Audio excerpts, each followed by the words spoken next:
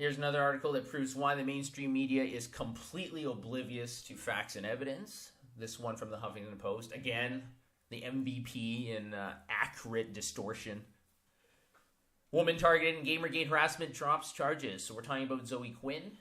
And Zoe Quinn was at the forefront of the Gamergate controversy started about a year and a half ago. And now she's finally decided to drop harassment charges. Now, all I can say is fucking great. You dropped harassment charges. Good. You shouldn't have filed them in the first place. Now, if you look through the article, and I'm not even going to bother because the article just is so bloody annoying, because it paints how the court system didn't do what it's supposed to do. Here's the reality. If you go on the internet, people are going to say stupid, mean shit to you. It happens all the time. You play video games, you go on forums, you go in a chat room, whatever it may be. There's these things called idiots, okay?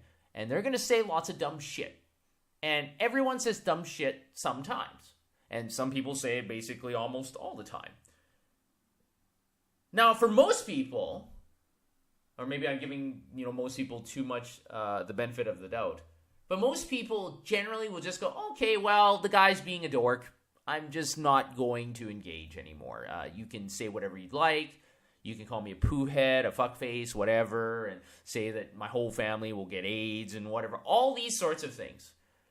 But then you just don't engage, because once you get to that point, what kind of conversation are you going to get to? Most of these people are like 12-year-olds living in their grandmother's basement or whatever it may be, right? They're just kids. They're just cackling. They're laughing. They just want to rile you up. So you just don't pay any attention to them. You play the game. You talk with other people on the forums. You talk to other people in the chat rooms. And it's fine. That's just how the internet works. There are these jerks out there. Now, if we take her principle and we say, oh yeah, well, there's some jerks out there and they're sending me hateful messages and they're calling me, a shithead and all these things. Oh, I'm just going to file restraining orders, or I need to go through the court system to protect me from verbal attacks. Does she understand what she's actually asking for? Does she understand what the First Amendment is about the freedom of speech? The fact that you can say whatever you like, unless you can show there's harm. But after all these thousands of threats or whatever, did she get hurt? No, because they're just a bunch of trolls. They're just a bunch of jerks on the internet. That's fine. People are jerks on the internet all the time. So why does she think that she is such a special snowflake? That the entire court system needs to protect her from verbal attacks? And the thing that really grills me, or really makes me more angry, is the fact that all these attacks were on Twitter. Twitter is something that you can actually block people on. You can set it to private, and you can set it so only people you verify can actually tweet to you. So if I'm, jerkface129, and I want to send a hateful message to Zoe Quinn, I can try to do that, but then I'll say, oh, you haven't been approved by this user, so your message won't get delivered. Bingo, I've solved the problem. But she didn't do that. She left her Twitter wide open, let all these attacks build up, and then she tried to defend against every single one instead of just saying, okay, look, there's a bunch of people out there that don't agree with me, and that's just the way it works. She could have closed her Twitter. She could have made it private. She could have whatever. Instead, she needs to go through the legislature. She needs to have Big Daddy government protect her from words. Words.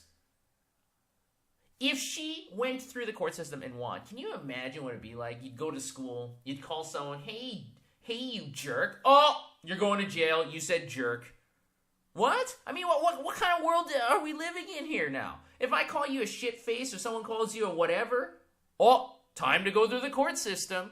Is this the world that we want to live in? I guess this is the world that Zoe Quinn wants to live in. Okay?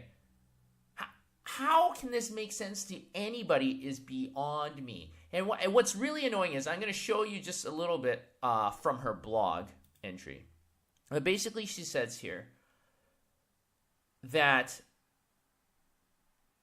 because of how disconnected judges, lawyers, police, and juries often are from the internet, the spin is even more successful in these cases. Really, the spin? What is the spin? Someone said something bad to you, and that's it.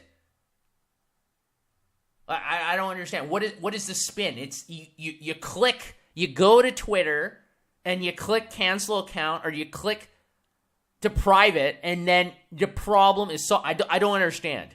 So instead of taking 3 seconds to click a few buttons, you're going to go and complain about this. Does this make any sense? Does this make it? Obviously, to Zoe Quinn, it makes sense. Now, she also says near the end of her blog post, in my opinion, it's not time yet. I'm not the right person to win this fight or set this precedent. You're right. You're not the right person. You know who the right person is? No one. Because if we make the world where we can't say anything you disagree with and that you would go to jail or face possible prosecution, where are you living?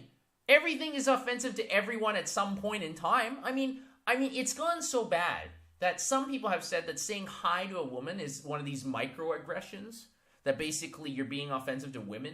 It's like, at what point are we going to say this is utterly ridiculous? I can't say hi to women anymore? So no, you're absolutely right. You're not the right person, and no one ever will be. Because if it ever gets to the point where Zoe Quinn wins, that's the point where we all lose.